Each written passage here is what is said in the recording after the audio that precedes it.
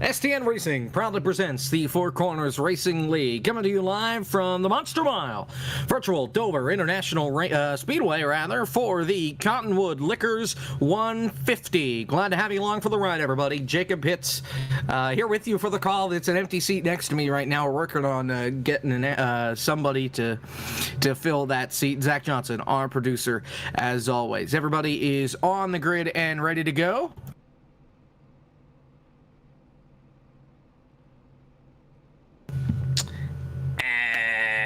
Everybody is getting onto the grid right now. We've got Chad Denton. He is on the pole for tonight's race with Nick Olson starting on the outside. And Calvin Allison in third, Bryson Fitzgerald in fourth. James Cato will kick things off from the fifth spot. Marcus Adams in sixth. Michael Dorsey in seventh. Ramirez in eighth. Ray Rogers in ninth. And Brandon Lawless rounds out the top 10. Looking through the rest of the grid. Chris Worrell in 11th. Ferris Shaw 12th. James Lowe 13th. Casey Heschel 14th. J.R. Houston 15th. Zach Lindgren in 16th. Robert Rader 17th. Gavin Hibbs 18th. Jared Wishon 19th. Kevin Orlando Jr. from the 20th spot this afternoon. Kyle Manger 21st, Michael Elliott 22nd, Derek Lemke 23rd, Holt Johnston 24th, Lucas Strayer 25th, Michael Anthony 26th, Keith Smalley 27th, Jesse Cottrell 28th, Anthony Colantuono in 29th, Richard Lekawa from the 30th position, and the last few spots, well, it's only one. It's Chris Webb starting out back from the 31st and last position here from Dover.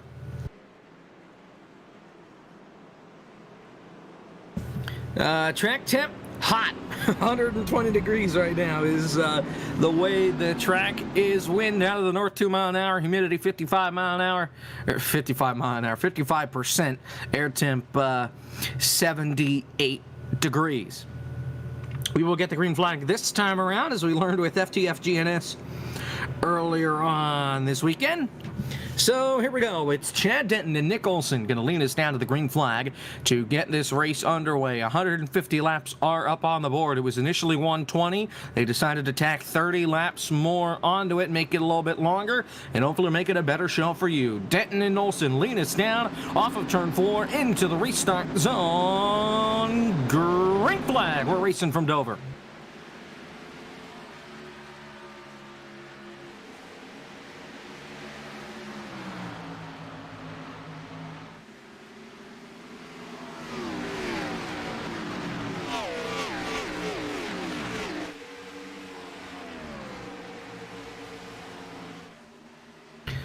Chad Denton is scooting away on the opening lap. He will lead lap 1. It's single file for the first 10 spots. First battle is between Chris Worrell and Ferris Shaw. Shaw gives way heading into turn number 1, so Worrell will take the 11th spot. Now here comes James Lowe, looking for help as they roar down the backstretch to turn 3.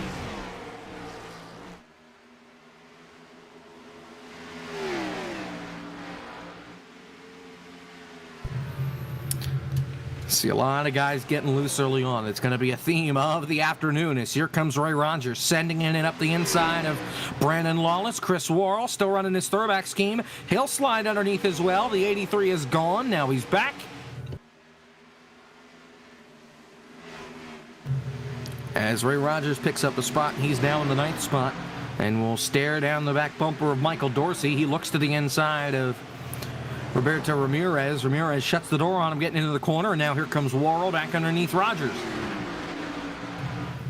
So Worrell will hang on to the spot for now. We got one bouncing off the wall in the back of the pack. It's Derek Lemke. He's still up against the outside wall. Now brings it down to the top line through 3 and 4. Car's definitely hurt, but he's still able to run it nonetheless off the pace, but we stay green for the time being.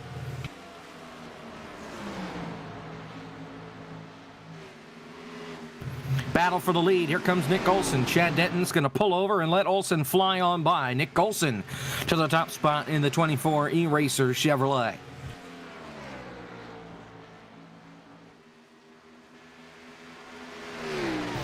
Chris Worrell is moving on up as well. He's down in the 8th spot on the back bumper of Roberto Ramirez. Headed for turn 3. Worrell started initially back from the 11th spot, and here he is now clawing his way through the top 10, peaks to the high side of Ramirez, and has room. Sends it in up the outside. Now here comes Dorsey back on the inside to try and retake the spot. Ramirez gets loose. Worrell has to lift, almost 3 wide as Ramirez shuts the door on Dorsey.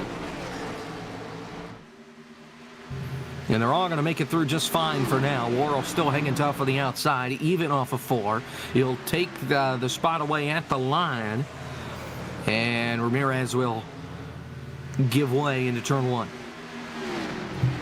It's a stack up further back behind him, though. Look at this. James Lowe back here almost running over Ferris Shaw. J.R. Houston in the thick of it. Robert Rader Brandon Lawless still falling back, and there goes Shaw. He's going to lose half a dozen spots or maybe more off of turn number 4. As we're 8 laps in, Nick Olson is out in front. And Olson and Denton have pulled away. Olson's pulled away by almost a second on Denton, and it's another 2.5 back to Bryson Fitzgerald from Denton. So he has gotten out of town in a hurry.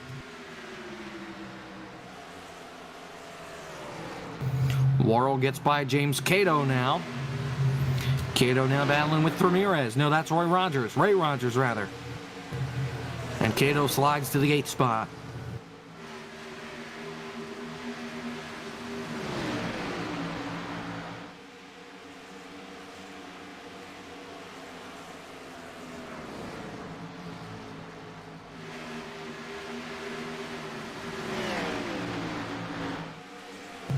Other than the top 2, everybody is pretty close together. Fitzgerald doesn't have to go too far back to get to last week's winner, Calvin Allison. Marcus Adams behind them, then Chris Worrell, Ray Rogers, Cato, Ramirez, Dorsey, Lowe, Houston, Lawless, Rader, Wishon, Heschel, Orlando Jr., Manger, Lindgren, and Hibbs in one giant train. Then a little further back, you've got Michael Elliott and Ferris Shaw, the 2 Jimmy Johnson look-alike machines. Here comes James Lowe underneath Michael Dorsey for the 10th spot. Dorsey drives it in and is able to clear himself from James Lowe. Hang on to the spot for the time being, with J.R. Houston kind of waiting in the wings back behind him.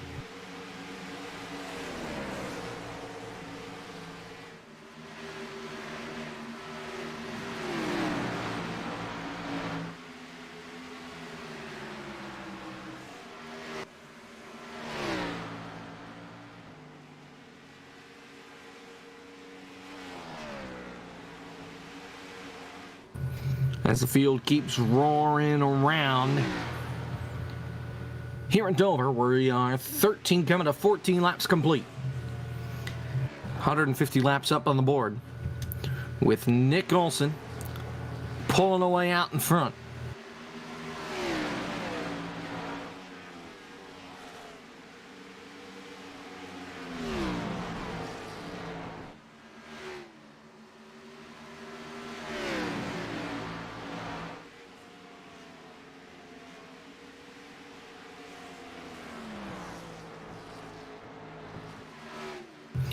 It's Olson, Denton, Fitzgerald, Allison, and Adams, your top 5. Worrell and Rogers are all over each other for the 6th spot still. As, oh boy, that was Jared Wishon getting dodgy down the back straightaway, able to keep it straight as Dorsey's going to fall another spot back to 15th rather as Lawless comes underneath. And behind them, almost 3 wide, it's Kyle Manger, Kevin Orlando Jr., and Zach Lindgren. Lindgren's been a threat the last 2 weeks at Kansas and Darlington, back in the 17th spot right now. Long way to go for him to get up to the front.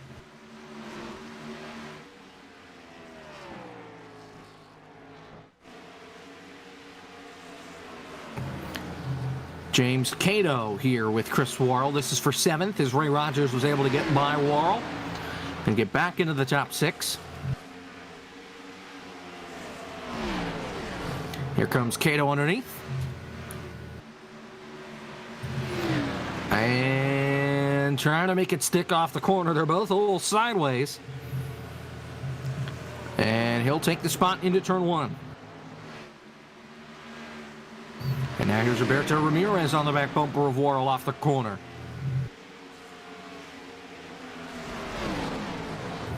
He'll take the spot, and now here comes Houston. In the 20 machine, he'll get by, and Worrell will fit in line right behind him.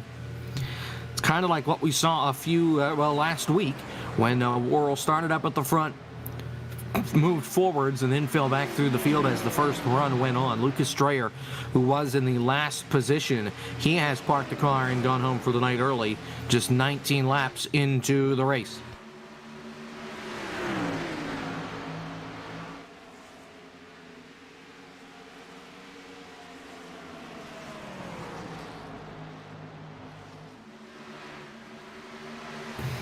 Everybody keeping it clean. 20 laps in, 130 to go. And as I say that, the 6 bounces it off the wall. Chris Worrell trying to make me eat crow here, as he's going to fall back to the 14th spot with the contact he made with the outside wall.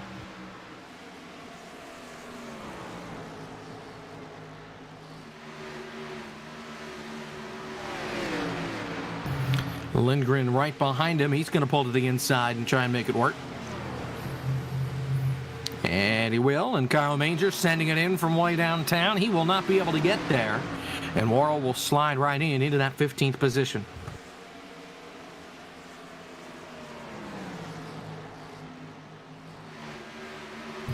Things have tightened up a bit at the front. Bryson Fitzgerald has closed in the gap between himself and Nick Olson, and in doing so, he's made the gap between himself and Chad Denton half a second.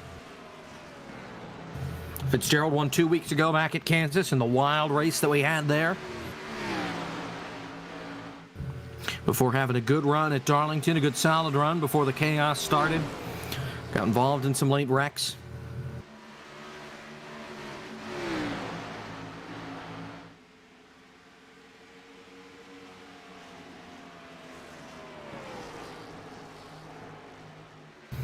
Cato going to let J.R. Houston by here. That's for 7th. As there goes Houston. Gets right on by him. That's pretty much where we're at here at this point in the run. We're a lot of give and not a ton of take. If you want the spot, I'm pretty much going to have to serve it to you on a silver platter. Otherwise, you really don't want to send it in there and risk tearing yourself up or any competitors' cars up. In the meantime, Calvin Allison is on the back bumper of Bryson Fitzgerald. This is for the 3rd spot. Allison, last week's winner at Darlington, who was able to survive the wild weekend that we had. He's still in the throwback scheme that he ran last week. That Ricky Run throwback, the Havoline 28 forward.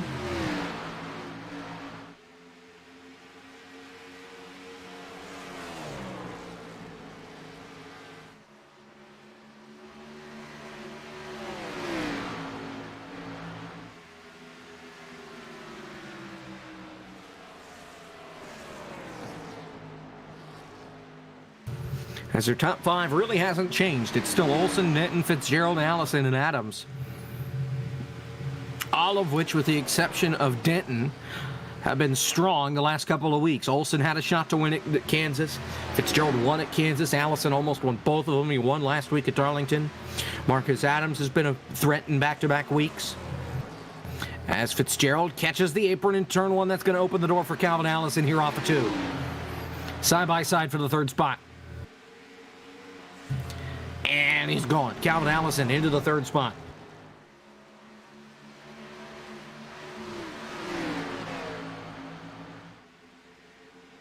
Chris Worrell is on pit road.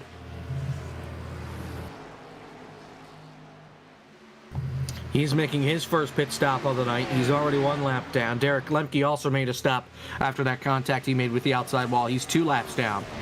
And I imagine Worrell will be 2 laps down here as well.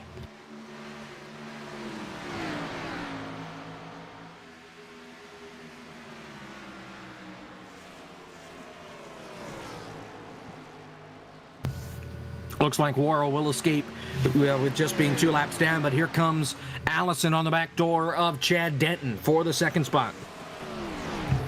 And he's got it.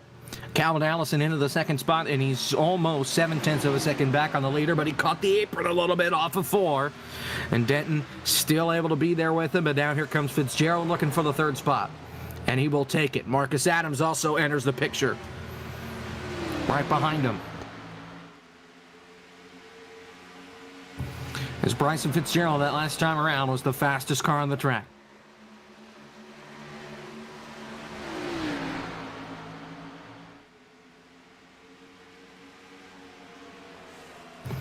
This time around, Calvin Allison 0.3 faster than Olson. So they are charging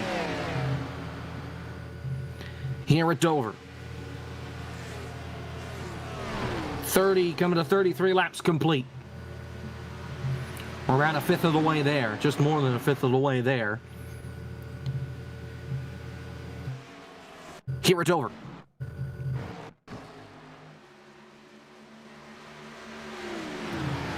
Calvin Allison looking to go back-to-back weekends with the win. Again, won last week at Darlington, and I tell you what, if Allison can win tonight in that throwback paint scheme, just leave that scheme on for the rest of the year until it doesn't work anymore. Use all the charm it's got in it.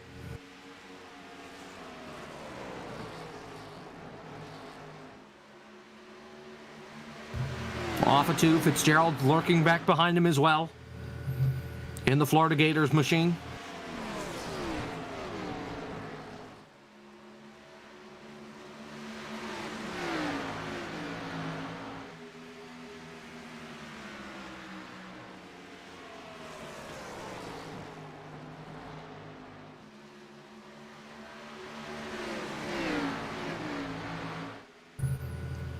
Here is Allison, right on the back bumper of Nick Olson.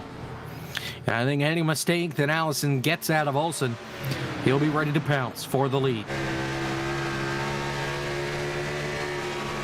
Here he goes. Little too far back, but trying to stick the nose in underneath. Allison going to try the hard way around on the outside. Now thinks better of it.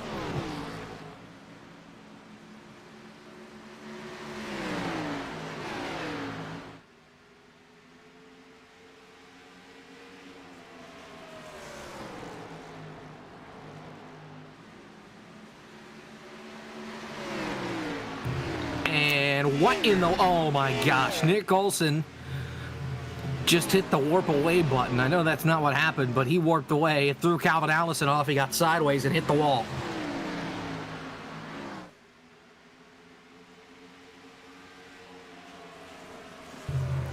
So now Calvin Allison's got a broken race car in the second spot with Bryson Fitzgerald down his throat. Trouble front straightaway, caution is out. And Kevin, no, it's James Cato that is involved in the accident. Here on the apron on the main straightaway for turn 1. We'll go back and take a look and see what happened as it's on the main straightaway. And, I mean, just gets loose off the corner. Oh. He just drove it into the wall on the front straightaway, the outside wall on the front straightaway, and spun it back down the inside wall and hit it hard with the left front, and that brings out the caution. Bolts Ramirez got the wall. Anthony Colantuono has parked the car for the night. He's done. Ramirez getting out of the way, I think, saved him from making contact with the 3. He was running in the 8th spot when that happened. And pits are open. Olsen still blinking, but here they come. Chris Worrell stays out. He should get the free pass to get one of his laps back. He was the first car to come onto pit road that was up at the front during that green flag run.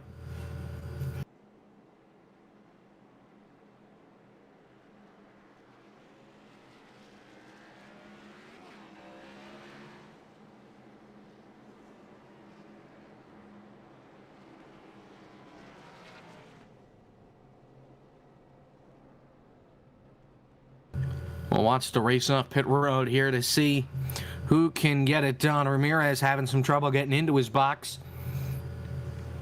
Everybody taking 4 in fuel. The race off pit road goes to Nick Olson. Then it's Allison, Marcus Adams, Chad Denton, and Bryson Fitzgerald. So Fitzgerald loses 2 spots on pit road. And Nick Olson continues to lead.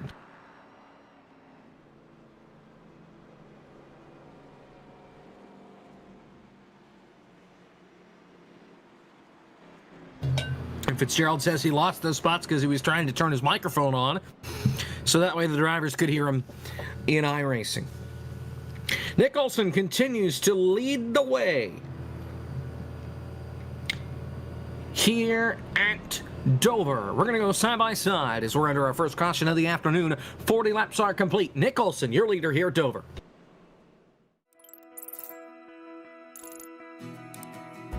iRacing is a sim racing game that combines a true-to-life racing experience with an online community of virtual racers from all around the globe.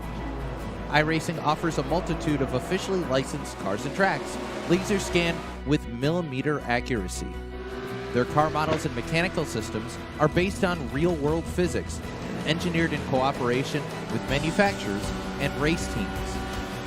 Their skill license system ranges from rookie to pro, ensuring members are always pitted against those with similar skill sets. Members are able to sign up for a weekly race series, compete in time trials, host a private race with friends, and participate in racing leagues created and run by the community. With over 170,000 members, iRacing works in partnership with renowned motorsports organizations like NASCAR to deliver virtual races based on the real-life NASCAR Cup Series, as well as many other series on the NASCAR ladder. iRacing also features team racing, providing a variety of options for members to create and manage their own teams. Race with friends or real-world teammates in full-length endurance events like the 24 Hours of Daytona, Spa 24, or the Bathurst 12 Hour. Additional partners include IMSA, World of Outlaws, Supercars, and IndyCar, allowing members to race in their very own Indianapolis 500, Bathurst 1000, Chili Bowl, and many more iconic events. This is iRacing, delivering the most authentic racing experience short of getting into a real race car. Sign up today at iRacing.com.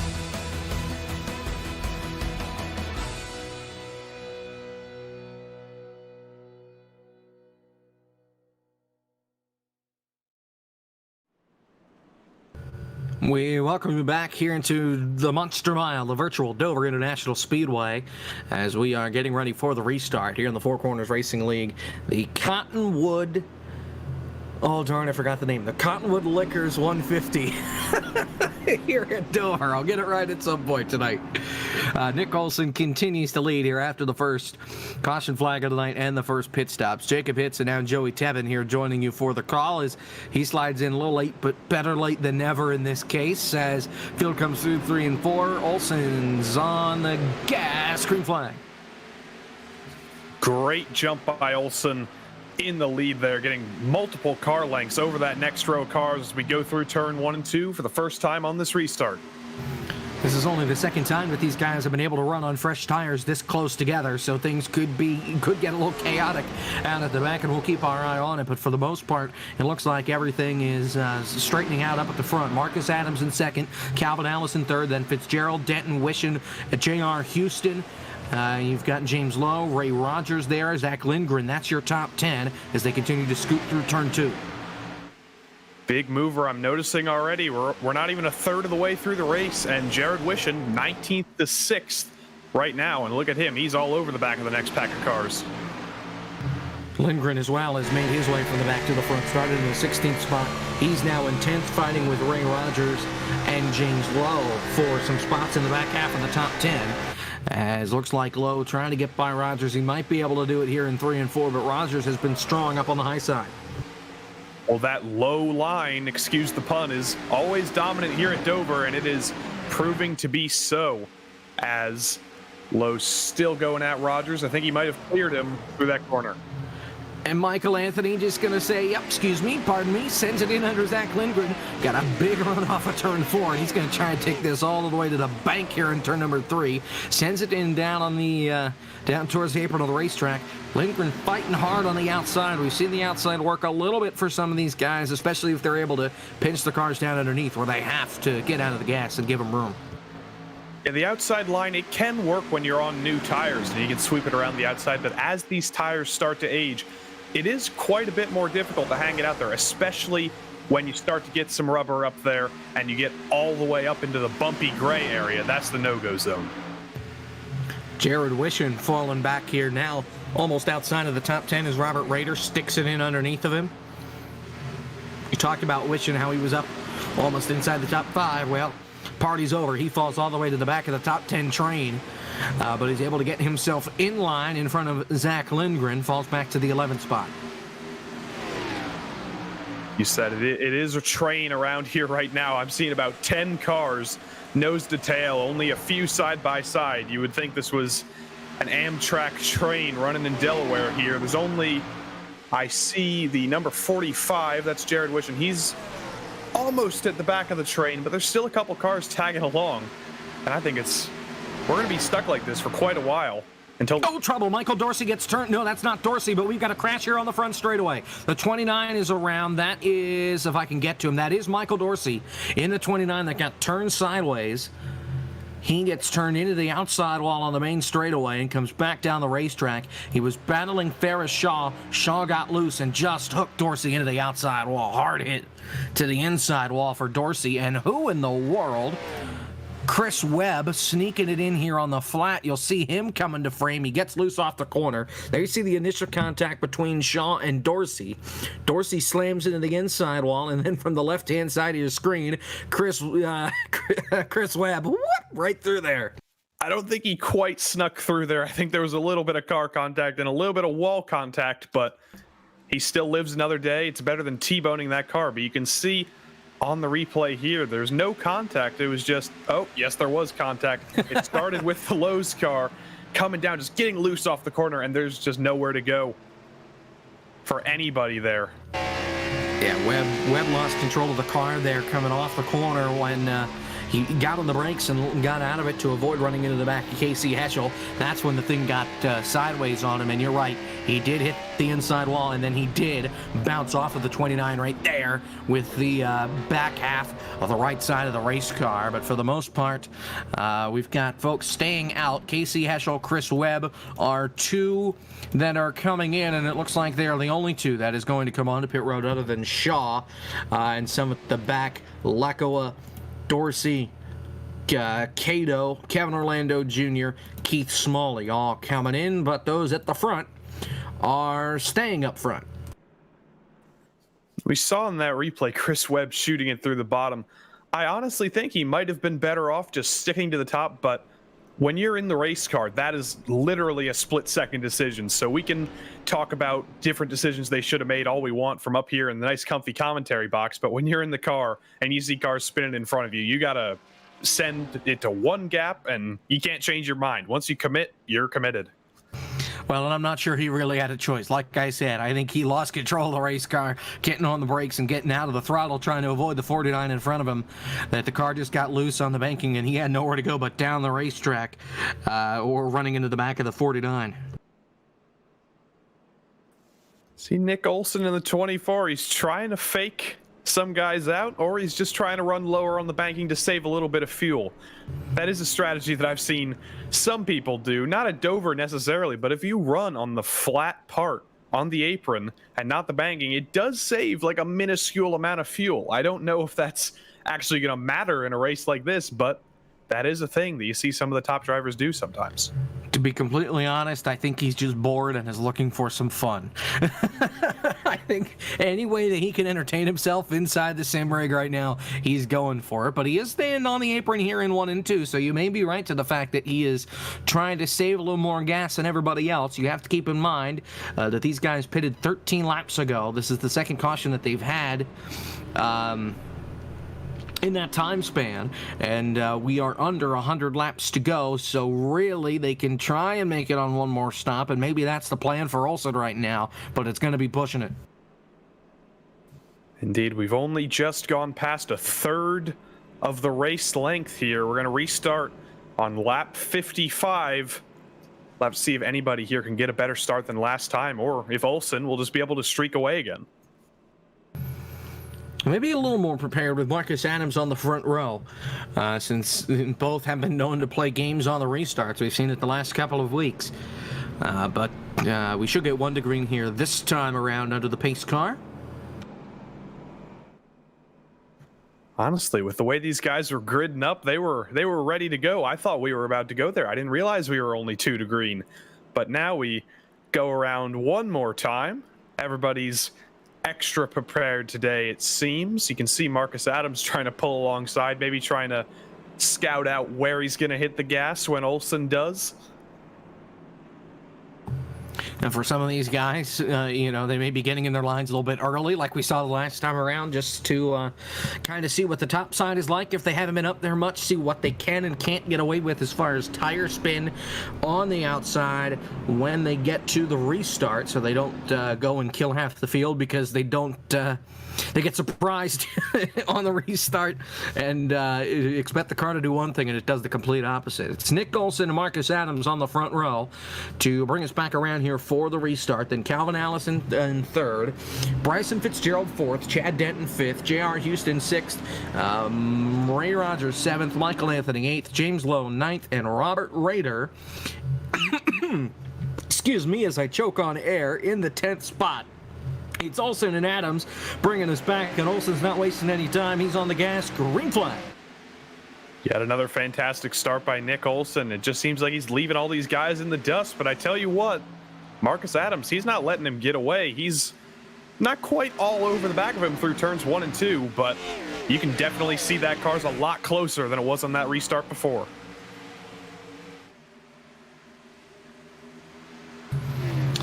Yeah, it's Marcus Adams in that second spot. A little further back, you've got side-by-side battles as Calvin Allison sank like an anchor. Now back in the 6th spot, trying to hold off Michael Anthony in the 8 machine. James Lowe on the high side, and he's got a big run on the top. James Lowe, it looked like he passed about 3 cars there. I believe that's the number 51 on the bottom, or no, it's Calvin Allison on the bottom, and he just stacked up that train of cars, and Ray Rogers took advantage around the outside, and here he goes to the bottom of Calvin Allison, not quite there, not quite able to make it up to 6th.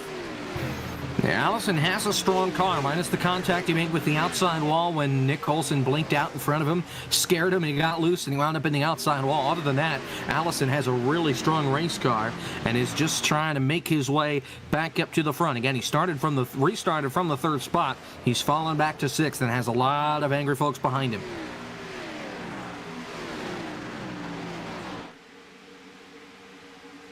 Still seeing Robert Roeder and Ray Rogers going at each other side by side here. The outside doesn't quite seem to be working, but they're about even. And I tell you what, as we go down the front straight, will Rogers be clear of Roeder? I think he might just be. Rogers has definitely been able to put his car pretty much wherever he wants. That was close. Him and Rader make contact down the back straightaway. Yeah, that was a little close, but Rogers is going to take the spot, and now Rader has to hang on for dear life with the 45 of Jared Wishon.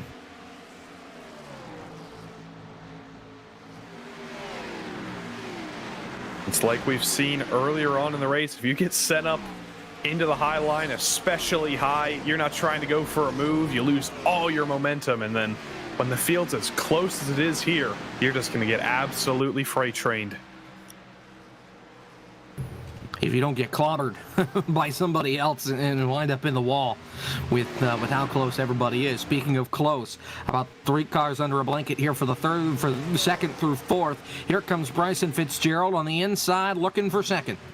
I don't think he quite expected to have that much of a run. He had to absolutely swerve down to the bottom to avoid the back of Marcus Adams, but he definitely has more pace, and there goes J.R. Houston as well. Looks like Marcus Adams, either he's trying to save his stuff or he used his stuff up already. J.R. Houston started back in the 16th spot. He's now worked his way up into 4th. 15th spot, rather, for Houston, where he started. Now in the 3rd spot, chasing down Bryson Fitzgerald with Marcus Adams right behind, but now falling back. Both Fitzgerald and Houston, they seem to be holding about the same pace as Nick Olson. Marcus Adams has fallen off a cliff a little bit, but we'll start to see if these two guys can start to bring down that gap. It's up to 1.2 seconds that Nick Olson has over the both of them as they cross the line. It's still 1.2 seconds.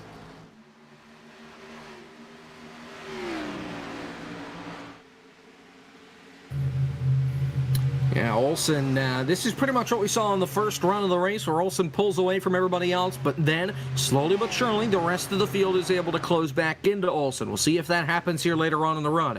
65 laps are complete here at Dover. We're closing in on the halfway point. It's Nick Olson that has led the most laps thus far.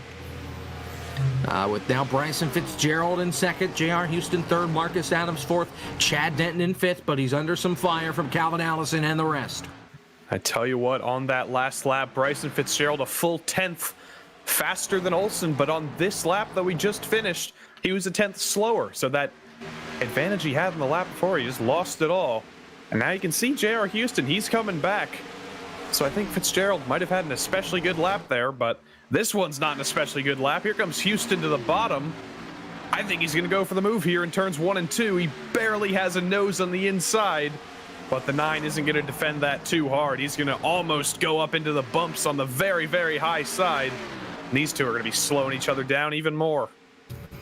Yeah, Fitzgerald able to make that outside line work to the chagrin of J.R. Houston. He's going to try the inside again here through 3 and 4. Fitzgerald with a better run on the high side. Houston hits the flat, able to save it off the corner, but he's going to lose a lot of time, and that'll open the door for Marcus Adams.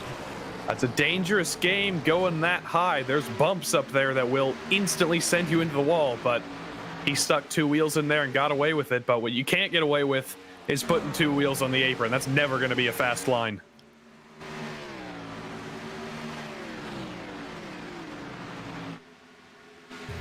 It's a 1.5 second lead for Nick Olsen out in front. As we're back to a train formation here from pretty much second on back.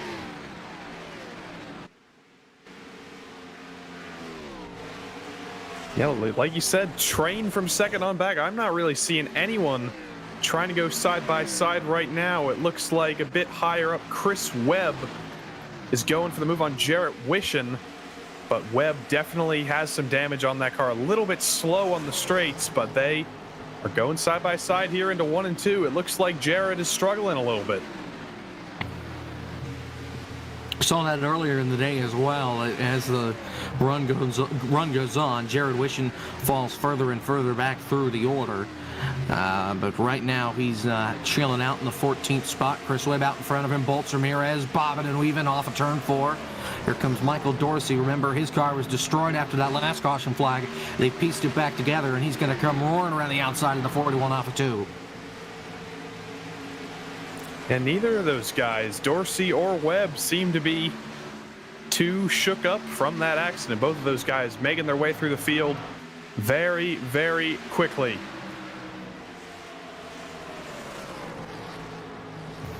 Yeah, more often than not, Chris Webb is further down the order. A great run for Chris Webb. Up in the 13th spot, able to rebound after that caution. Here's Michael Anthony underneath James Lowe for the 7th spot.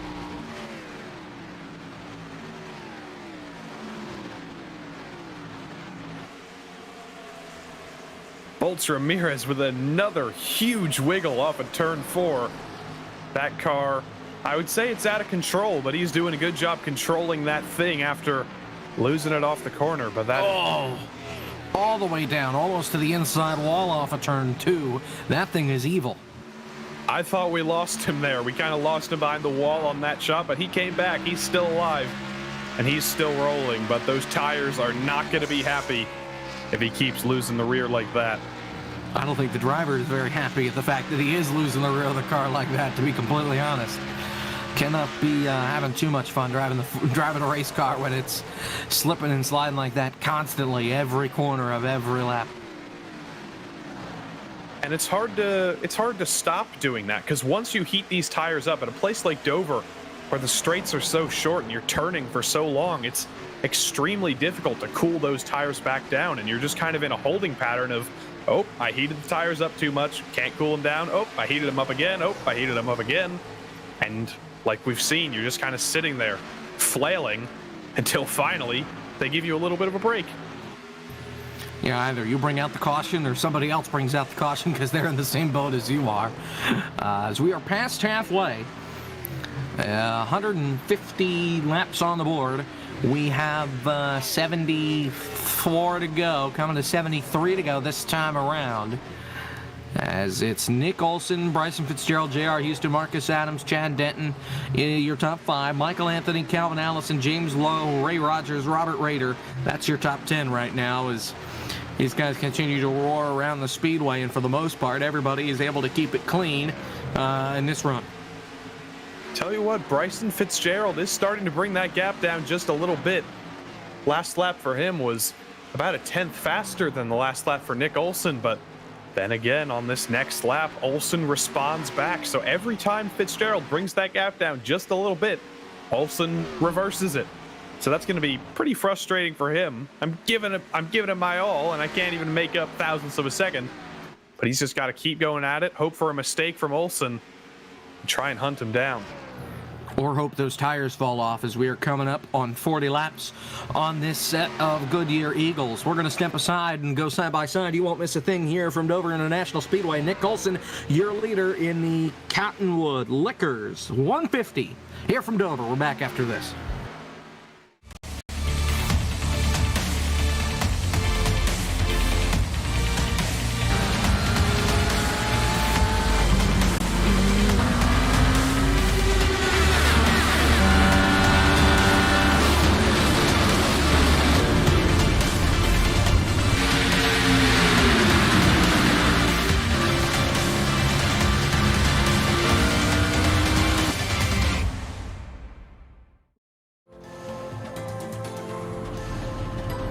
We've been waiting for this moment. Generations of innovation all coming together in one place. A pedigree of more than 70 years of NASCAR Cup Series history, from the past to the present, from Petty to Earnhardt to Elliott. Today, there's no more waiting. The future of NASCAR is now. Drive the next-gen cars today on iRacing and step into the next generation of racing.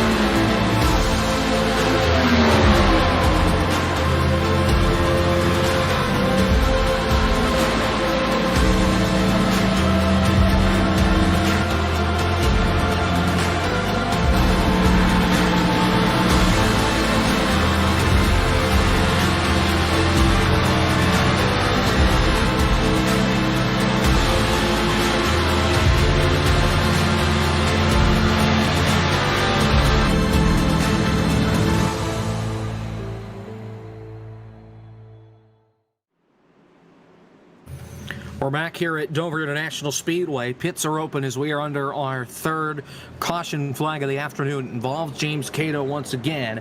What happened was just kind of an oral history of it, since I know we won't be able to go back and get a replay of it. Coming off of turn number 2, got a little loose, bounced it into the outside wall, was slow in the middle of the racetrack, and then Michael Elliott in the 46 machine ran into the back of him. That turned the 3 around in front of some more traffic, bringing out this third caution. Pits are open. This should be the last stop of the afternoon. Maybe they might be able to make it here to the end. They may not really be having fun by the end of this thing on these tires, but I believe here, Joey, that they should be able to make it here to the end on fuel. Theoretically, I would think, with only when we go back green, maybe 63, 62 laps to go, as we see Olsen beats Fitzgerald off the pits. No surprise there. But I think these guys will be good to the end. They might want a couple cautions, maybe 1 or 2, to make sure they're extra safe. But even if we go green, I think they'll be okay.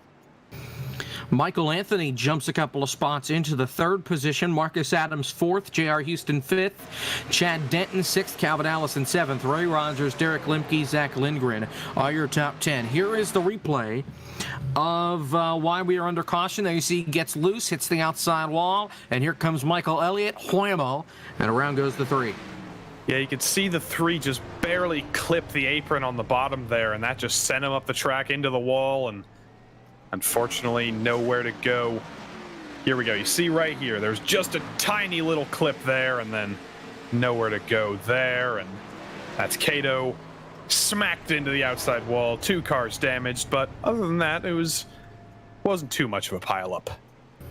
Well, and Cato was already sideways before he hit the apron. That was kind of the straw that broke the camel's back there that sent him around to bring out our 3rd caution. We've still got a little ways to go. Lights are still on the pace car. So while we're here, we'll do upcoming. There's no graphic for it, but nonetheless, Thursday, the eNASCAR Road Report Qualifying iRacing Series is back. Can you believe it? We are 3/4 of the way through the season, round 6 of 8 from Charlotte Motor Speedway, 9 o'clock Eastern Time. We'll be here with you for the call on STN. Then, Friday at 9 o'clock, FTF1, rounds 6 and 7 from Montreal. No commentary, but you'll at least have the broadcast. That's 9 o'clock on Friday. Saturday at 10 o'clock, FTF Grand National Series presented by Bar Visuals, round 15 from Circuit of the Americas. Should be a fun one. Then the following week, Friday, May 28th, 9 o'clock, FTF1, rounds 8 and 9 from Indianapolis Motor Speedway. Always a fun time when we go to Indianapolis.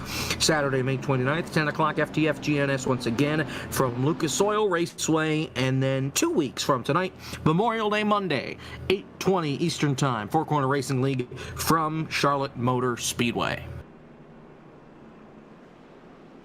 Lots of exciting stuff coming up, but I tell you what's going to be even more exciting, potentially, this restart. Bryson Fitzgerald on the outside this time. Last time it was Marcus Adams.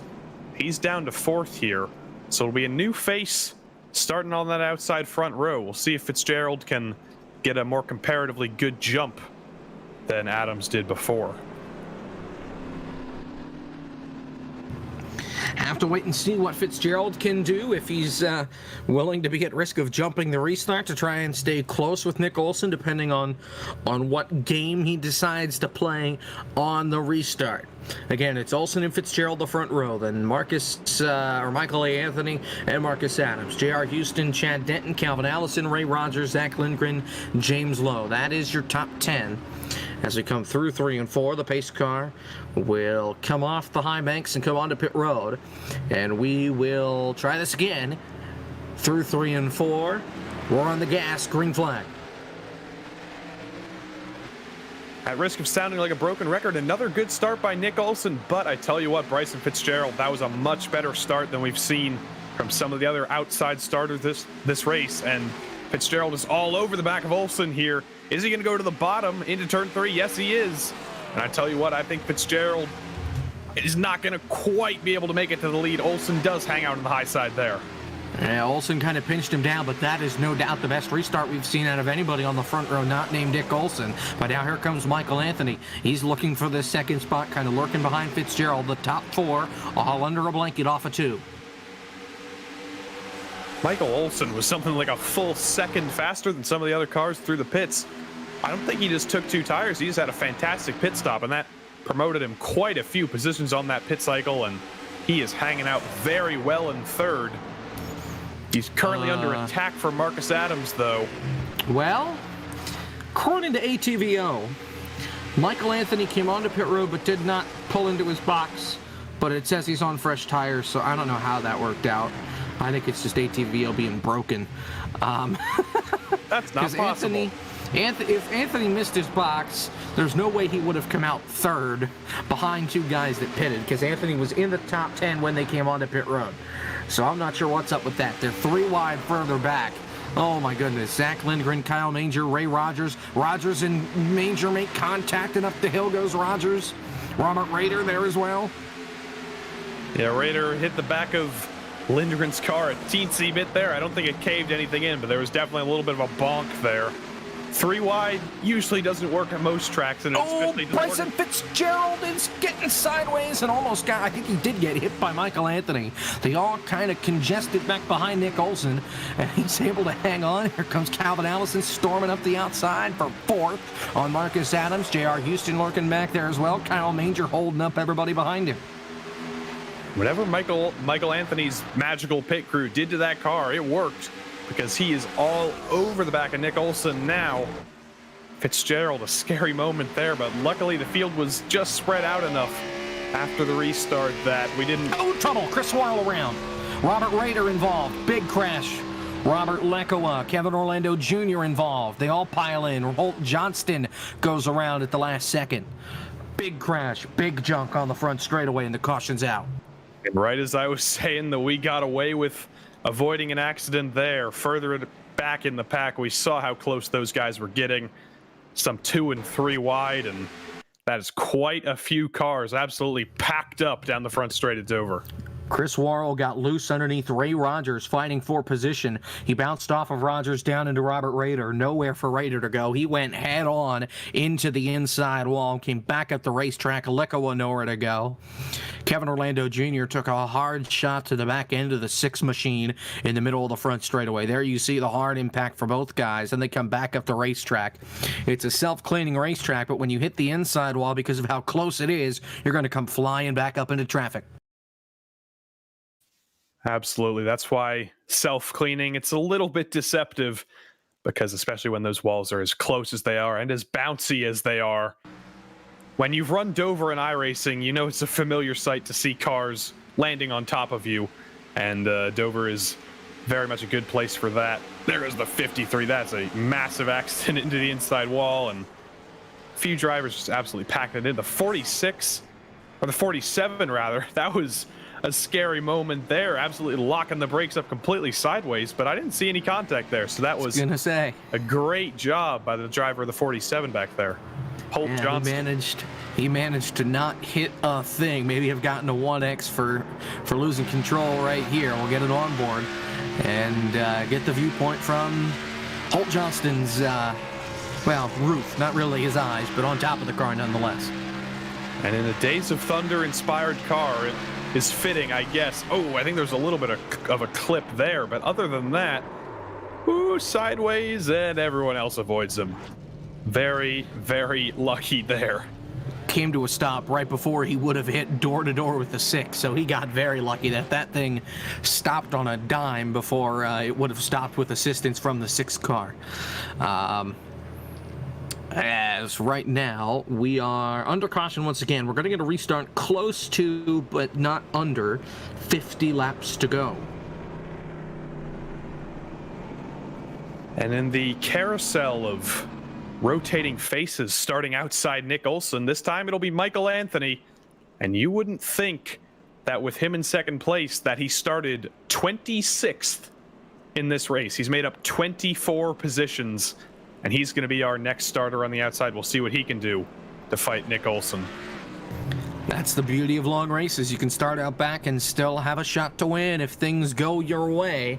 And as long as you're able to keep the car clean, that's what Michael Anthony has done. And that's put him in a position here to try and get the win here at Dover.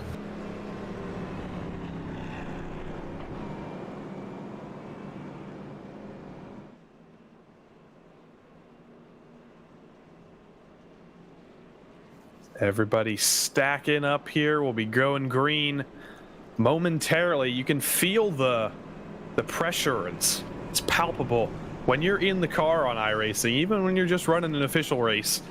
Cautions and restarts are some of the most tense times, especially when you're fighting for a win. And when the cautions are as long as they are at Dover, it just amps up that anxiety, and it's not exactly a fun place to be in the car.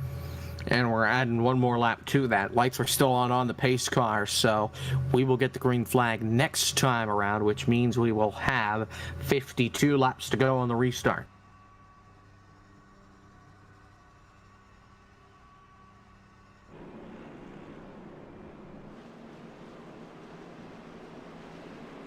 It'll be interesting to see what Bryson Fitzgerald can do on the bottom this time, right behind Olson. Because we've been talking a lot about how the outside has worked on the restarts, but Nick Olson has also pulled away a lot from the driver on the bottom on the restarts. But this time he's got Bryson Fitzgerald, who we've seen is good at restarts here. So if he can just hang out onto the back of Olson, he might be able to get by Michael Anthony as well, and then maybe sneak down to the bottom again and actually get by Olson this time. We'll see how he tries to set it up as we're half a lap away from green.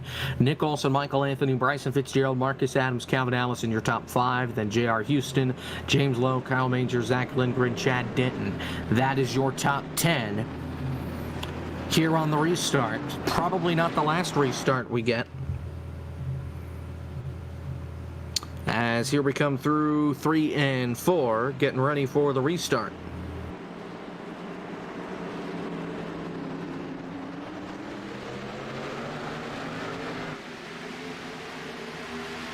As usual, a good start by Olson, but Bryson Fitzgerald, he's hanging on in second place, and Michael Anthony as well has a run on the outside. Olsen really slow on exit there. Actually, that checked up Fitzgerald, and that's going to allow Michael Anthony, I think, to hold on to second place here. Well, and Anthony is able to get into the second spot. Fitzgerald was contesting it for a moment, but he's able to hang on, and he's going to go to the outside of Olsen here for the lead as Olsen shut the door on the inside, kind of doing the IndyCar blocking down the front straightaway, or the F1 blocking, but here comes Anthony, gets loose.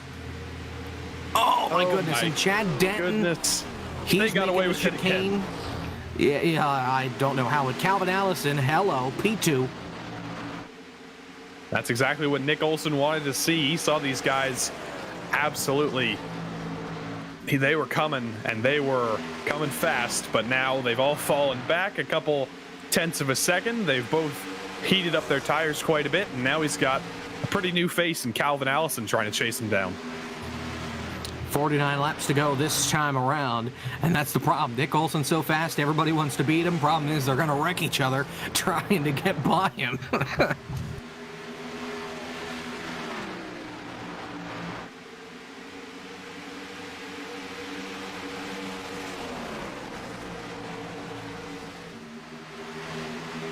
40 car Zach Denton trying to get, or Chad Denton rather, trying to get by Zach Lindgren.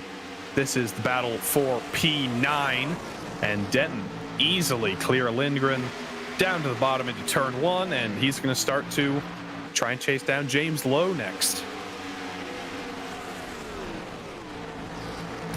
Methodically trying to work his way through the field is Denton. Remember, he started in the top 5 at the drop of the green flag and has kind of just hung around the top 10 all afternoon long.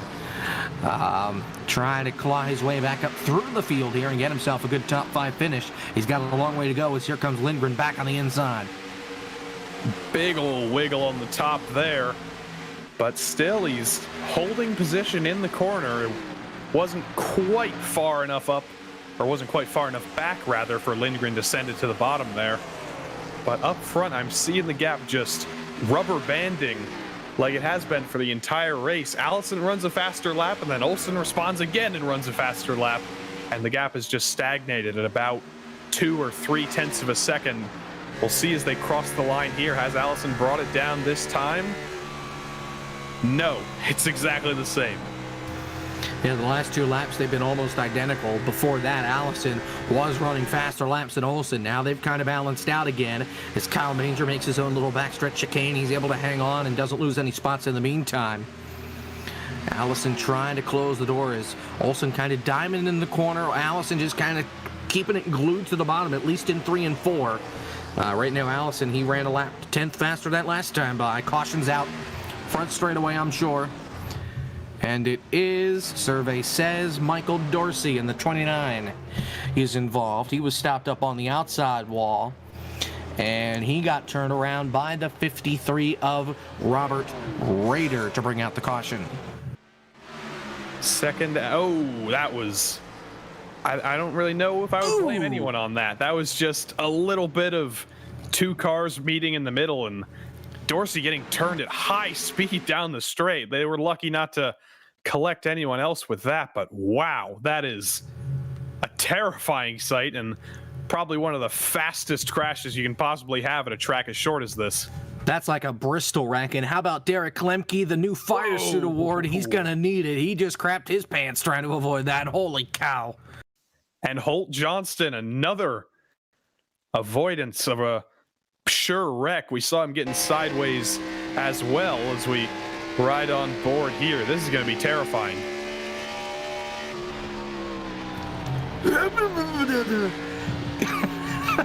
Him turning the wheel that little bit more is what saved him from colliding with that 29 and probably flipping him over.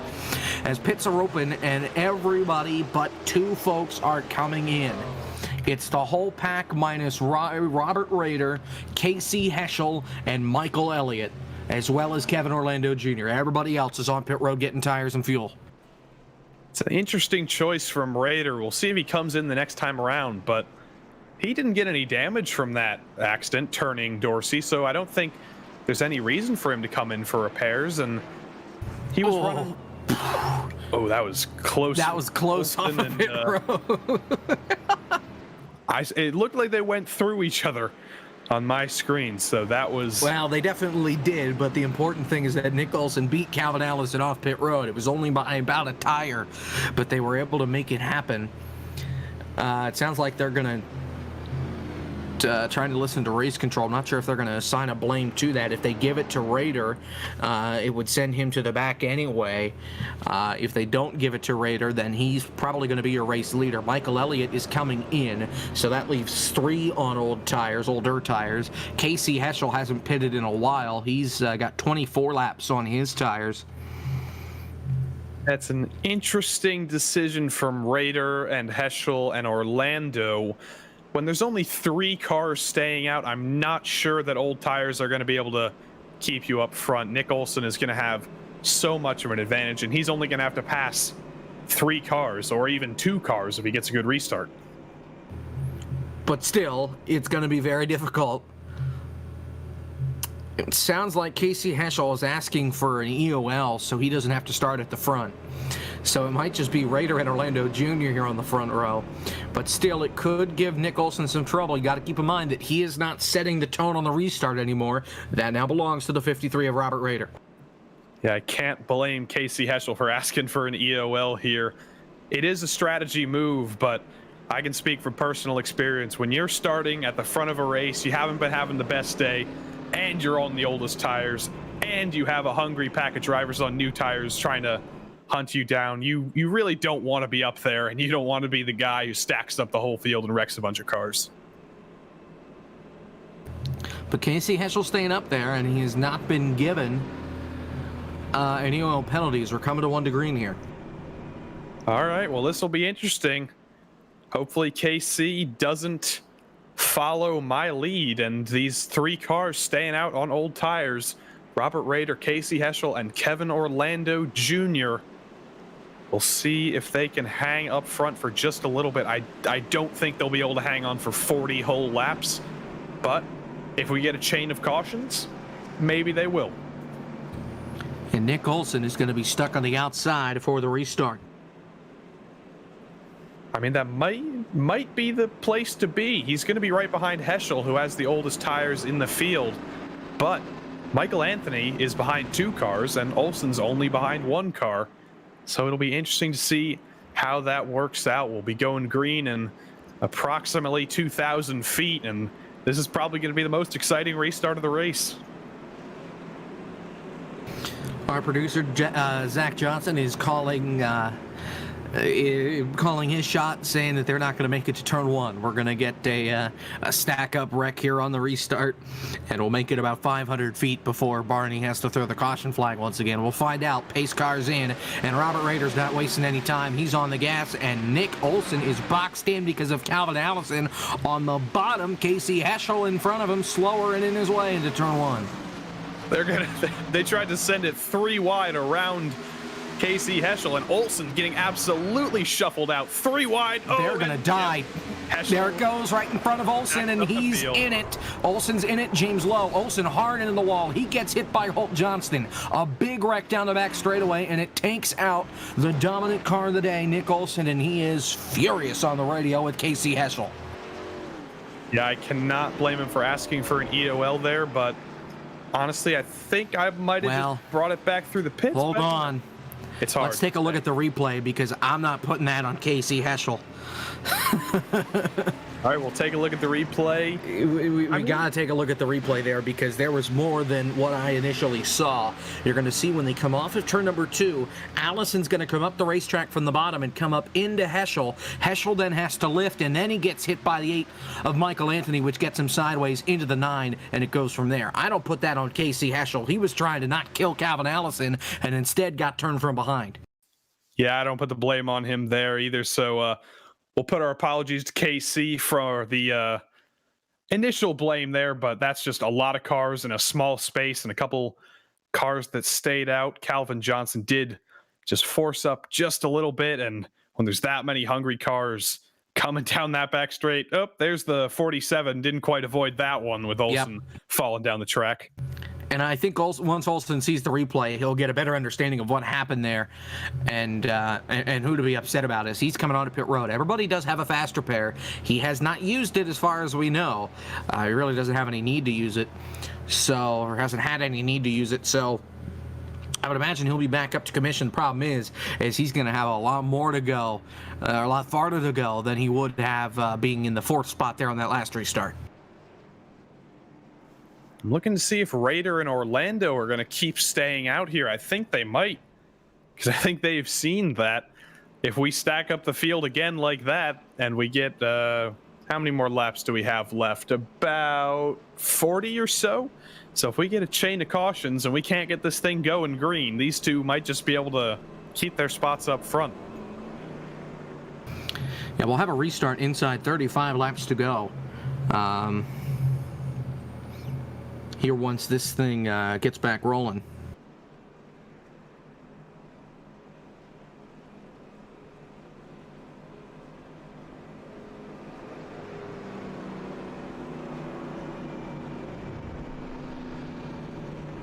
Chris Worrell has parked the car. He is done for the night. Bryson Fitzgerald is asking for his in-car there on the from that last wreck. Not sure if we can provide that or not to make Bryson Fitzgerald's day. We'll find out since we do have some time to burn. Here is the replay on board with the 9 of Bryson Fitzgerald. Can see the second they're going 3 wide that this is not going to end well. Olsen's just trying to get back down. Oh, yeah, there was definitely a little bit of front contact there, but I tell you what, it looked like it repaired itself. So I think Bryson might just, oh, and there goes the fishtail down to the apron. Drifting, I think he got away with it. Tokyo drifting all the way through turn number 3. It started on the entrance of at the exit of turn number 2, and he didn't have it saved until the pit wall coming off of turn 4. If we had an Allstate Good Hands driver of the day, it'd be Bryson Fitzgerald with this wild ride here. Wham! Come on, save it, save it, save it, save it, save it, save it, save it, save it, save it, and he did. Whew. Yeah, if he's on the podium here, that's going to be the photo he's got to use for that podium celebration tweet. Sideways through turns 3 and 4. Smoke coming out both ends of the back. That's just incredible stuff. We are 1 lap to green. Robert Rader and Kevin Orlando Jr. didn't learn their lesson, and they are still out there on the ancient tires, and they will be the front 2 here when we get the restart.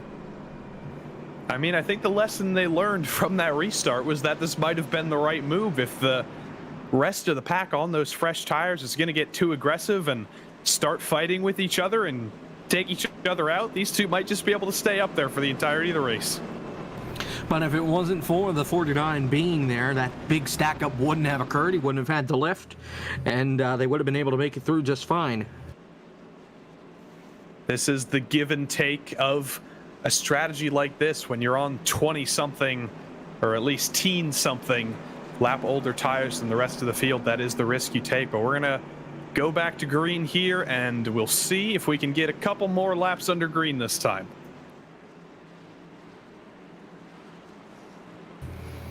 Pace car is in. Here we go.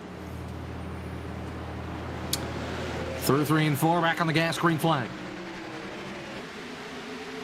A little bit tentative, I'd say, even from a couple of these cars on new tires. Kyle Manger, Marcus Adams, Calvin Allison just hanging back a little bit. Maybe they just didn't want to be immediately on the outside or the inside of these cars on old tires, and they're just trying to take a little bit longer to hunt them down. But, oh my goodness, Kevin Orlando Jr. was an absolute brick on the bottom line there. Calvin Allison all over the place. Is he going to save it? Yes, he is, but he had to get on the brakes to not hit the back of Orlando on the straight there. And again, some of the fastest cars at the front of the field getting shuffled back. And they almost wrecked it again.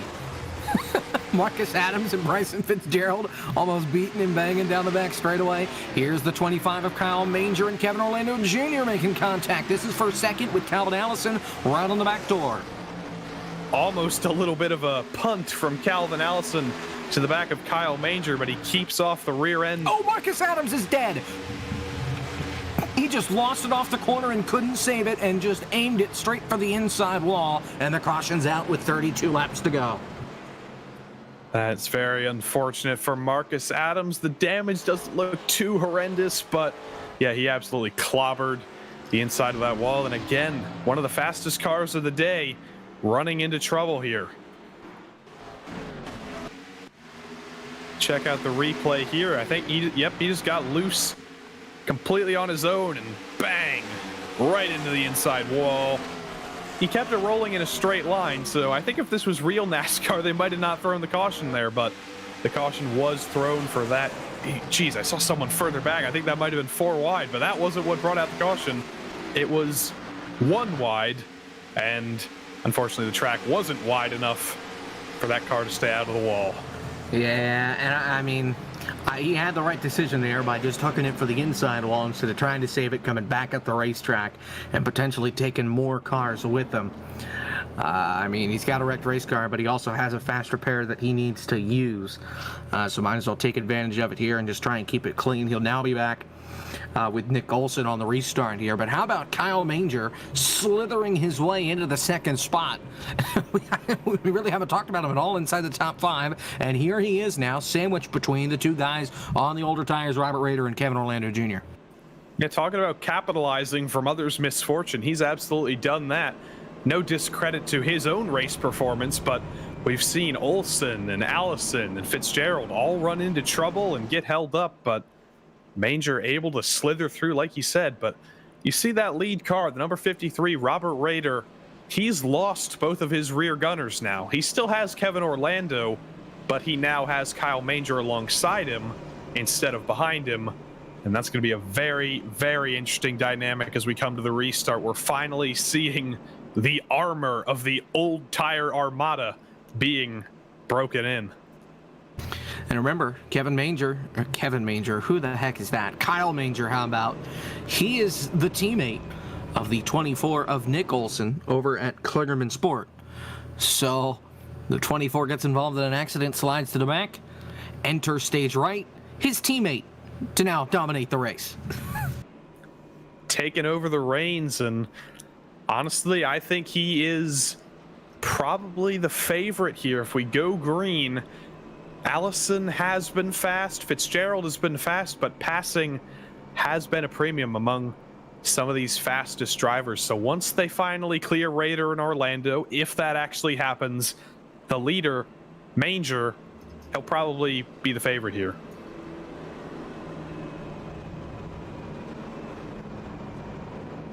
As we are, I believe, 1.5 laps away from getting us back rolling here at Dover. Again, just a reminder of what's coming up on the schedule. Thursday, the eNASCAR Road Pro Qualifying iRacing Series is back. We're at Charlotte. It's going to be a fun time, 9 o'clock Eastern. Friday, 9 o'clock FTF1, round 6 and 7 for Montreal. No commentary, but the broadcast. And Saturday, 10 o'clock, FTF Grand National Series presented by Bar Visuals at COTA. The following weekend, Indianapolis for FTF1, FTF GNS at Lucas Oil Raceway.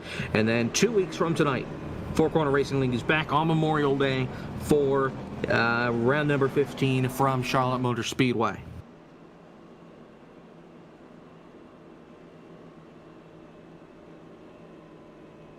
Looking through the top 10, I think the driver we've spoken about the least is probably Gavin Hibbs in the number 95 in that yellow and red DHL car. Started 18th, pretty much stayed out of trouble and up to the top 10 here.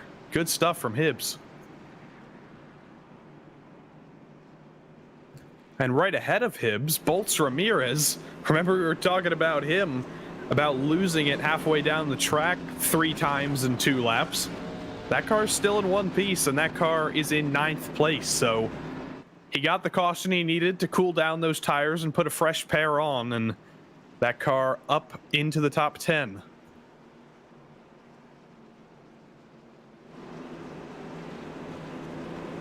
So let's reset here and give you the running order. It's Robert Rader, Kyle Manger.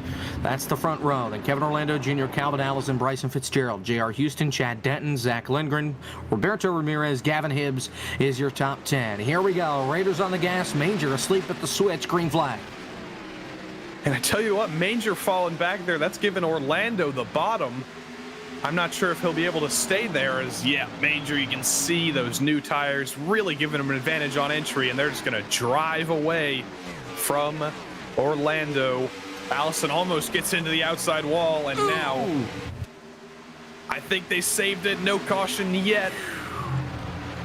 Bryson Fitzgerald, he drove into the door of Kevin Orlando Jr. going into turn 3. Now he'll try the inside line. Almost hits the apron. Looks like he'll be able to make it stick off the corner. Still side by side for now with J.R. Houston right there behind him. Houston almost had the pace to send it 3 wide, but luckily he thought better of it. Didn't go for it, but the battle for the lead, Kyle Manger. Robert Rader's blocking to the bottom of the track. I don't think and he's going to get loose.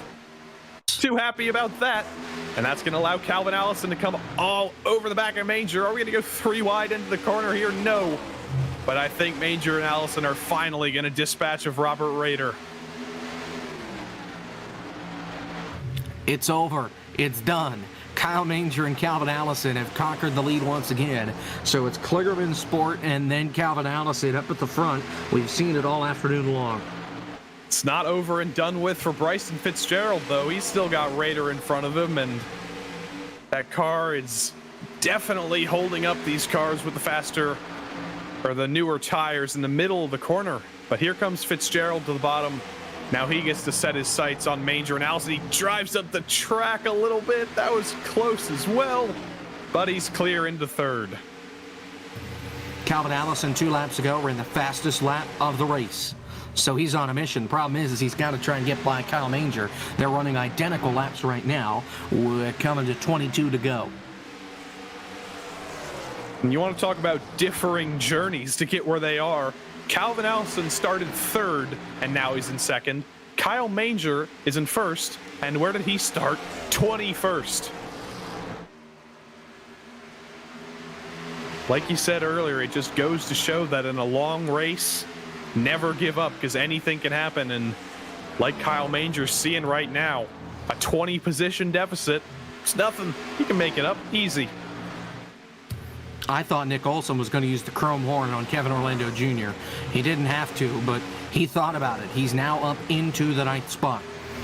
He is a man on a mission, and he's got a lot of folks in front of him, as Rader and Orlando Jr. have pretty much dropped out of the way, as Olson's going to blow by here Rader like he's chained to a tree. Olson's tire's only 5 laps fresher than everybody else's, but he's trying to make it work as we've got a slow car on the apron. It's the broken smoking machine of Brandon Lawless. He's bounced it off the outside wall a couple of times on this green flag run, and that car is finally killed. Yeah, that engine finally gave up, but no caution for that. He brings it down, not spilling any virtual oil on the track, luckily. Calvin Allison almost got the wall again for the lead. We saw it happen earlier. I don't think that was almost. I think he took a little bit of a bite out of the outside wall there. It was just a little bit of a touch, so I don't think there will be any damage, but he had nowhere to go trying to chase down Kyle Manger there. And I tell you who's happy to see that, Bryson Fitzgerald. It's going to be a 3-way battle before we know it. Kyle Manger can take a deep breath now. He's not right on his rear bumper. There's about a car length between them, but not much more than that. As now Manger at this point just has to stay focused and try and run away, but Calvin Allison is determined to win back-to-back on board with the 25. And we've still got 17 laps to go, so it's not the longest run, but it's not the shortest run either, so you don't want to be using up all of your stuff, especially when there's quite a few laps to go. But it seems like Allison just has that much of a pace advantage. And here he comes. Is he going to be able to make it to the bottom here? He's got a nose to the bottom of Manger. He might be able to get it. Strong run on the outside for Manger, though. Allison got a little loose. Still side by side for the lead. And I don't think these two are going to stop being side by side anytime soon. Manger using the top brilliantly, I would say. Sometimes Dover, it's called a little bit of a single file racetrack, but Manger is absolutely able to make that high side work as Allison gets a little bit loose through the corner, and he's clear. He hit the apron twice, and the caution's out front straight away. It's James Cato. 3 strikes and you're out, and the number 3, that thing is killed. It didn't see what happened to Kato, but when you got smoke pouring out of the back, you know it was a hard hit. Okay, well, he wasn't the initial cause of the caution. It started further up the road with Richard Lekawa. Lekawa and Wishin made contact. Wishin got loose and got into Lekawa, which turned him sideways. Then in the checkup, Kevin Orlando Jr. checked up. James Kato did not. Casey Heschel did not. And Kato got punted hard into the inside wall, back up the racetrack into the 46 of Michael Elliott, and then into the outside wall. There's the initial contact between Wishin and Lekawa. Lekawa catching some air, but he's able to save it off of the outside wall. It's behind him where the big stack up happens, and Kato goes for a hard hit. Yeah, it seems like it was just a differing of philosophies when you see a wreck. Do you shoot it through a gap or do you slam on the brakes? And unfortunately, both of them met in the middle. It wasn't really any of the driver's faults, but that's just what can happen sometimes when you don't really know what to do. And we've got an onboard here with Keith Smalley, but we have pit stops and more strategy. Oh boy. So James Lowe and Michael Dorsey are going to stay out. They pitted with everybody else before. Richard Lekawa is on 30-lap old tires, and Kevin Orlando Jr., I'm pretty sure his tires can start applying for Social Security at this point. They're ancient, and he's still out there in the 4th spot, and he's got a ton of back-end damage after getting hit by Kato. Calvin Allison wins the race off pit road. Then it's Fitzgerald, Manger, Ramirez, Houston, and Lindgren, then Nick Olson. But now we've got more guys on older tires up at the front. We're inside 20 to go, closing in on 10 to go. In fact, I think that's when we'll get the restart. So I'm not surprised with the decision here at all, because this isn't the last caution here. There's no way. And we saw that Raider was able to stay up front for 2 or 3 caution cycles, and that adds up to more than 10 laps, I think. So if I'm James Lowe, I honestly would have made the same move. I would have stayed out here, tried to maybe, I wouldn't say steal a win, because it's a deserved win. The other guys didn't do what you did, but it's definitely going to be tough to hang on if we go green all the way to the finish.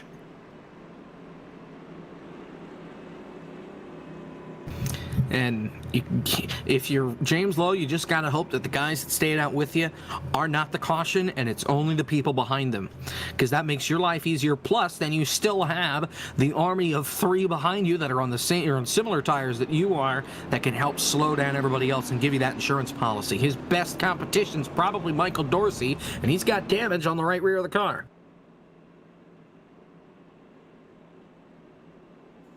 And it looks like Orlando's got damage too, of course, because he got rammed by... As does Lekawa. Lekawa's got the TV panel ripped off, so other than Lowe, the top 4 have damage. It's like a human shield. You're using the weaker cars to protect you, and 3 cars, that's quite a shield. But Calvin Allison is definitely going to want to make those moves quickly. Bryson Fitzgerald as well. Kyle Manger, and right behind them, Bolts Ramirez started 8th, back up to 8th again. It's been a quiet run. We haven't seen as much of him apart from those couple loose moments as we have from these guys that have been fighting for the win, but he's got as much of a shot as anyone. Bryson Fitzgerald is often very aggressive on the restarts. He's on the outside line here, and he's got 2 rows of slow cars in front of him. As we have 1 lap to green, we'll have 10 to go on the restart. We do have 3 overtimes if we need them. Let's hope we don't, because we needed them at Kansas. We needed them at Talladega before that. We needed all 3 of them and then some last week at Darlington. Let's not keep this streak going. But it's Lowe, Dorsey, Orlando Jr., Lekawa, Fitzgerald, or Allison, rather, your top 5. Then Fitzgerald, Ramirez, Manger, Lindgren, and Houston, the top 10. All right. Here we go. Anything can happen, and anything probably will happen. So we're going to have 10 to go at the line. Place your bets. Who's going to hang on? How many more cautions are we going to have? Who knows? But we've got approximately 40 corners left to go before the end of this race. Let's go green again. And Lowe is on the gas already. Orlando Jr. bunches up everybody behind him. Lecco bunches up the inside line. I'll be impressed if they even make it to start-finish. Here comes Allison, 3 wide on the bottom. They're 4 wide further back, and there goes Kevin Orlando Jr. He gets turned. He saved it. And never mind, he gets run over by Zach Lindgren and a big one off of turn 2. They saved it again. Kevin Orlando is getting absolutely beaten around. I have no idea how that wasn't a caution. That was 3 wide and 4 wide. They twice. were 5 wide at the end of the back straightaway, and they made it work as Zach Lindgren regrets every decision he's ever made. He's fallen all the way to the back of the grid. Kyle Manger in second, Calvin Allison in second, Kyle Manger in third, James Lowe, your race leader, and he's got 0.3 of a second, but Calvin Allison's a man on a mission. And suddenly the Roman phalanx of old tired cars has completely fallen apart. And here comes Calvin Allison clearing once more an old tired leader to the bottom. But here comes Manger. He was able to close in the gap because Allison had to lift a little bit because of James Lowe. And J.R. Houston just got turned by Nick Olson. Back into Olson. They save it. Olson's in the wall. Ramirez sideways, Raider in there, and now, J.R. Houston just turned Nick Olson, and it's a huge crash on the front straightaway. Someone's upside down Yikes. there. Oh my goodness, they're still Derek piling Lemke breakdancing in the 71 machine. J.R. Houston furious over the radio. Nick Olson's hopes to win at Dover are done, and we're under caution with 7 laps to go. Call me a devil's advocate, but I'd like to see the replay on that because I'm not entirely sure. I don't think that was deliberate. I think he might have just got a little bit loose, or he might have turned into Olson. I'm not sure. I'd like to see on board. How far back do you want to go? To the restart? We might have to go back to the start here. We might just have to replay the whole thing. But let's see and here. I mean, just looking off the corner, I think Houston. Yeah, I'm not sure. Let's see if we can take a look at the hands inside of the. That thing turns to the right. I don't know. I think Houston may have just turned up the racetrack and got him, which I find surprising considering JR is an admin.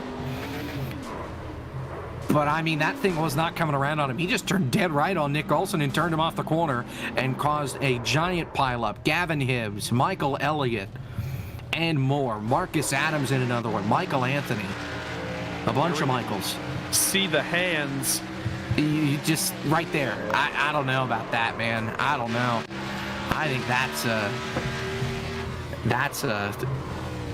you see the gloves turn to the right, no doubt, right there. I mean,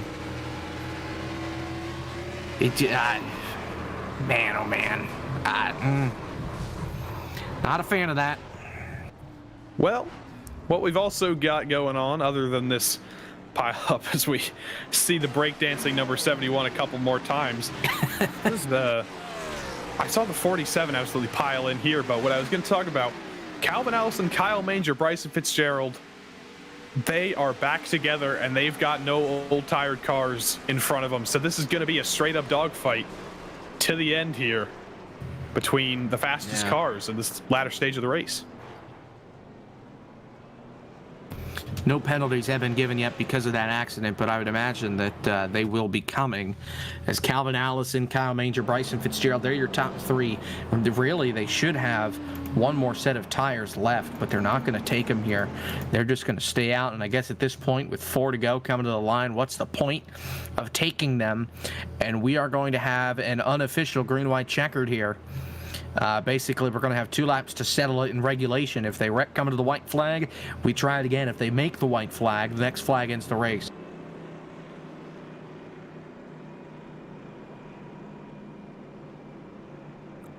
We don't have very many corks in the bottle left. It seems like James Lowe and Michael Dorsey's fallen back to 8th. So there shouldn't be too many stacks up, I wouldn't think. The majority of the top 10 is cars on new tires, but you know, we've seen a lot in this race, and I would not be surprised if we saw another caution before the white flag. J.R. Houston, Nick Olson, they are both EOL'd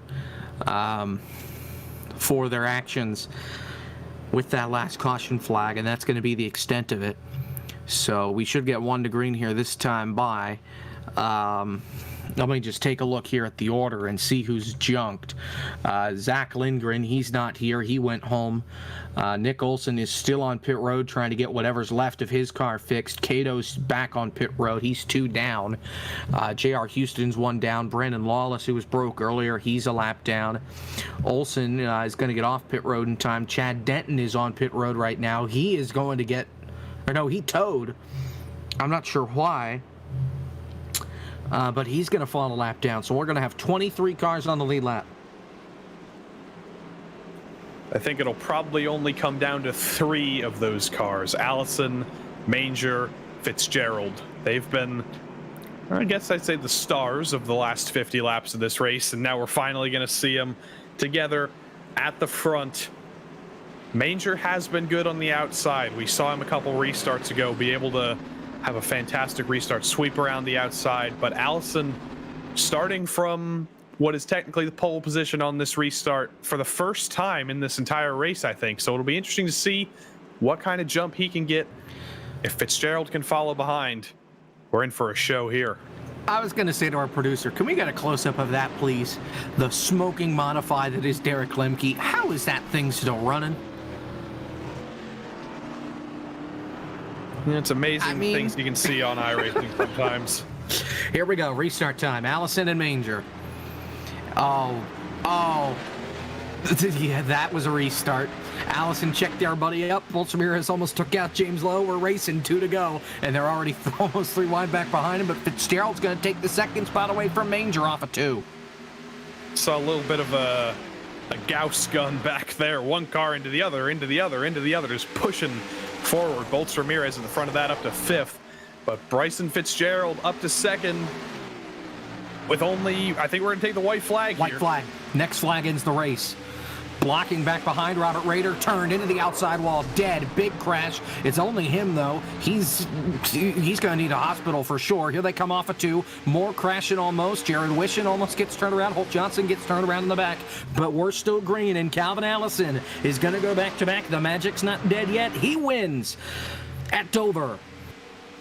Bryson Fitzgerald threw absolutely everything he had at Allison on that last lap, but it just wasn't enough as we see Robert Rader's dead car down on the apron there. It was a spectacular crash, but I'm surprised it didn't collect anybody else. So the ICU over at Wilmington General Hospital, it's just going to be one guy in there, but he'll be okay. He'll be fine. I just hope he wasn't wearing a VR headset, because that could have been ugly. But burnout time for Calvin Allison. He burns it down. The Magic's not dead out of that 28 Haviland throwback machine. He wins back-to-back. Dover this week, Darlington last week. And let's run through the results of the Cottonwood Liquors 150 here. Calvin Allison with the win. Bryson Fitzgerald 2nd. Kyle Manger 3rd. Bolts Ramirez 4th. James Lowe 5th. Michael Anthony 6th. Jared Wishon 7th. Ray Rogers 8th. Michael Dorsey 9th. And Chris Webb winds up in 10th after all that chaos on that last restart. Then down in 11th was Gavin Hibbs. We didn't talk much about him or Keith Smalley, but both of them do come home in the top 12. Then after them, it was Ferris Shaw in 13th. Ran into trouble early, I believe, but back up to 13th, not bad. Marcus Adams in 14th. Kevin Orlando Jr. 15th. Michael Elliott 16th. Casey Heschel falls to 17th. Richard Likowa 18th. Jesse Cottrell, I don't think we mentioned him much either, in 19th. And Derek Lemke brings it home in the 20th position. Nick Olson, dominant car of the day. He comes home in the 21st position. Holt Johnston comes across in 22nd. Robert Rader dead, a lap down in 23rd. J.R. Houston, a lap down in 24th. 25th, Brandon Lawless, a lap down. Cato, 2 laps down in 26th. Chad Denton failed to finish. 27th, 3 laps down. He had a good night going. Zach Lindgren, 28th, 5 down. Chris Worrell, 29th, 55 laps down and out of the race. Anthony Colantuono in 30th, 114 laps down, and Lucas Strayer in the 31st spot. Ran 134 of the 150 laps that we ran here tonight at Dover.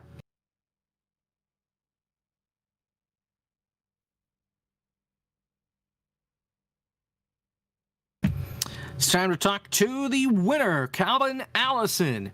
The winner of the race here at Dover, and boy, you had a lot of dodging to do with cars on worn tires there through the latter part of the race, but you're able to win back-to-back weeks in the same paint scheme.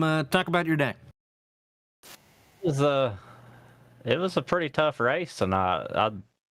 I mean, that's what it comes to with the limited sets of tires. You'll have people stay out on 40-lap tires knowing they can't stay up front, and it just bottlenecks everybody. It makes it fun to have to dodge everybody, though. You were able to make it through just fine. You were able to hold off the 25 there with a great battle before that last caution came out, and you were able to hold off the 9 as well. The big question is, do you think you had anything for Nick Olson? I know he wasn't there at the end when it counted, but he was out front dominating most of the afternoon. Yeah, it'd have been nice if he could have stayed up there, but he run into the same thing like I was talking about a few seconds ago about being stuck behind cars with old tires. It's just that's the bad thing about this. Your luck can change in a second, and it bit him tonight bad. So I'm curious, we're going to Dakota next week. We're not broadcasting that race, but are you going to run the same paint scheme next week, and do you think you're going to be able to win 3 in a row? Next week, unfortunately, I'll be working night shift that Monday night, so I'll be watching somebody's stream of the race, I'm sure. And I'm sure, not having to learn a new racetrack, it isn't the complete end of the world for you, right? Yeah, I mean, that's a huge track, and especially in these slow, big, heavy cars, I'd say it's probably going to take them 2 hours or longer to run that race. Well, before we send you on your way, any final thoughts? Anybody want to thank, say hi to? Yeah, big thanks to Circle B Diecast, codes FCRL 2021. You get free shipping. Thanks to you guys for putting on this broadcast, and big thanks to Misfit Mafias for helping me get ready for tonight. Well, congratulations on the win, back-to-back. We'll see you, I guess, in 2 weeks then at Charlotte. Best of luck to you then. All right, thanks, guys.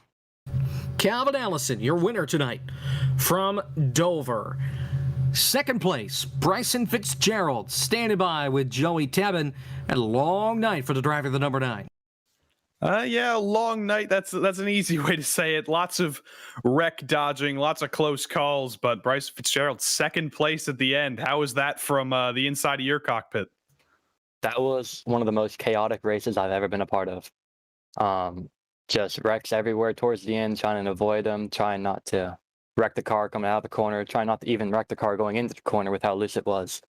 It was challenging, but it was fun. I think we saw a close call. I think it may have been with Casey Herschel. I think I saw the nose of your car go into the back of another car, but I wasn't sure if there was actually damage in that accident. Did you have any damage, and did you have to take a fast repair in this? No, I did not have any damage. It was just, I had a little bit of right rear, but it didn't affect me at all. No, I didn't have no damage. It was just, I had that crazy save right there. I was sideways multiple times, and I had no damage at all. And that crazy save was probably the highlight of that last lap. I saw you just absolutely throwing everything you had at Calvin. Do you think if we had 1 or 2 laps more, you may have had him? No, Calvin had the raw speed. He was too fast. But coming off turn 2 on that last lap, I saw he got loose. I'm like, okay, I might have a chance to get to his door and maybe move him out of the groove going into turn 3. But I got loose, as you saw, coming out turn 2, and I had to lift, and I just couldn't get to him.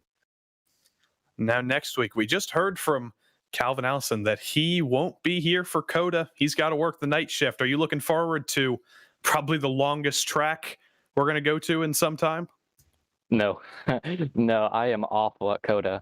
Any of the other road courses we have on the schedule, I'm good. But COTA, I just can't figure it out. Definitely a tough place, lots of corners, and especially tough when you're trying to drive a cup car around a track that was designed for cars that are half the weight. But before we get you out of here, you want anyone, or you have to thank anyone before we let you go? I'd like to thank Strictly Stock for letting me race with them and being a part of their team. They're really awesome. And you guys for broadcasting. It's really nice when you guys broadcast. It's really good, and it's really fun to watch. it's really fun to call, especially when it's as chaotic as this. But that was second place finisher Bryson Fitzgerald. Congratulations once more. And next up, we've got the driver of the number 25 car, Kyle Manger, is going to talk to Jake. Well, Kyle, you finished what your teammate started. Your teammate Nick Olson dominated the first half of the race, and then in the second half, he fell to the back with that accident, and you were able to slide right in there and come away with a podium spot. Talk about your afternoon here. Do that for Nick. He, really caught a bad break on that restart where he lined up, and it was unfortunate to see. But yeah, started in the back, ran a terrible Q lap, and just kind of had to grind my way through the field, and just once he was out, gave it my all to try putting us on the top spot. But Calvin just had too much speed tonight. Had a lot of fun racing with him, trying to hold him off for as long as I could. But I think the caution came out like one lap after he got it. So at the end there, it was track position, hard to line up on the top. But overall, pretty happy with a P3 home track. So I'll take it. And before we send you on your way here with your third place finish, anybody want to thank say hi to? I gotta thank the guys at Kligerman Sport, Valvoline, STN Network for picking up some more races for us. I think tonight was a lot of fun. Cottonwood Liquors, and everyone that puts us together, JR, Kyle. Yeah. Well, congratulations on the third place finish, and we will see you in 2 weeks from Charlotte, and best of luck to you next week at COTA. Great, thanks. Kyle Manger, third place finisher here at Dover. And as was mentioned time and time again throughout the interviews, you can use promo code at Circle B Diecast to get 20 free shipping on all orders over $20. FCRL 2021 is the code for, again, free shipping on all orders over $20 at CircleBDiecast.com. Well, Joey, final thoughts here from Dover. Certainly a wild night of racing. Well, once again, I'd like to thank Circle B Diecast. I'm staring over to my right at my Paul Menard number 21 diecast, probably one of the few people who cared enough to get a Paul Menard diecast, but we thank them for their sponsorship, and we thank the drivers of the series for a pretty darn exciting race. We could say it was chaotic, we could say it was a little bit messy, but it was certainly fun to call, and it was certainly fun to watch, and we hope you all enjoyed it too. Certainly a wild night of racing here in Dover. And again, we will be back in 2 weeks for more FCRL from Charlotte Motor Speedway. They go to COTA next week, and we take a vacation after doing 4 races in a row. And I'm not complaining at the fact that we don't have to do COTA, just because I don't know what to expect. But that's it here from Dover. Thank you so much for watching. For Joey Tevin, who popped into the booth late on negative last-second notice, and Zach Johnson, our producer, I'm Jacob Pitts. This has been a presentation of STN Racing with Four Corner Racing League. We'll be back Thursday for the eNASCAR Road to Pro Qualifying iRacing Series from Charlotte. Until then, thanks for watching, and good night.